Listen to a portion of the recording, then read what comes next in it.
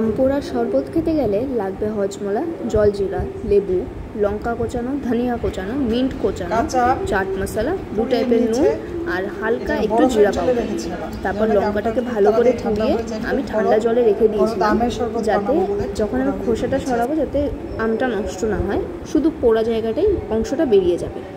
আর এখানে আমার দাদা রয়েছে, দাদা তো এখন আম খেতে পারবে না, দাদার একটু পায়ে কেটে গেছে, তো টক খাওয়া নিষেধ আছে।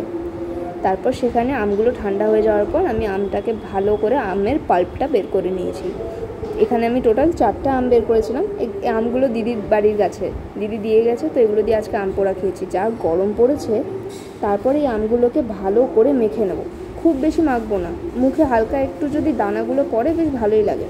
আমি কি করেছিলাম না, আমের একটু অংশ আমি পুরো পোড়াইনি, ওইটাকে কেটে রেখে দিয়েছিলাম অল্প অল্প করে কয়েকটা, যাতে আমি এটা পুরো শেষে দিতে পারি, মুখে পড়বে ভালো লাগবে তাই। তারপর আমের পাল্পটাকে ভালো করে বের করে নিচ্ছি। আমাকে মাও হেল্প করছিল, মা আমাকে একটু পেস্ট করে দিয়েছিল, বললো সবটা তো শক্ত শক্ত রাখলে ভালো লাগবে না, একটু পেস্ট করে দিই। তারপর মা এখানে মেজারমেন্টটা মা ভালো বোঝে, তো মাকেই দিয়ে দিয়েছিলাম।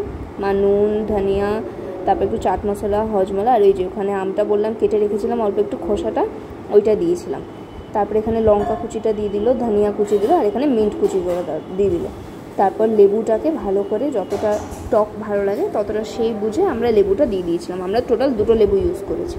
তারপর মা এটাকে ভালো করে মাখিয়ে নিচ্ছিল। তারপর ঠান্ডা বরফ দিয়ে ওর মধ্যে একটু লঙ্কা দিয়েছিলাম, কারণ ঝাল লাগছিল না, খুবই টক হয়েছিল।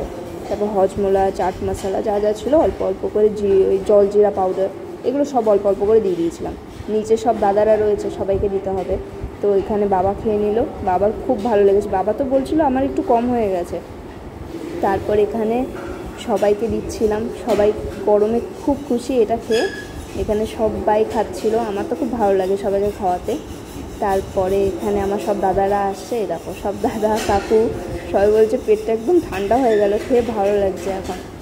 আর এটা হলো আমার দাদা, আরেকটা দাদু খেয়ে বলছে গরমে কিছু হবে না তো এটা খাচ্ছে, বললাম ভালো তো, পেটটা ঠান্ডা রাখবে। আর কাকু তো বলছে দারুণ হয়েছে খেয়ে, আমাকে আবার খাওয়াবে। বানিয়ে খেও, আমাকে জানিও কীরকম হয়েছে, আর সাবস্ক্রাইব করে দিও কিন্তু চ্যানেলটা।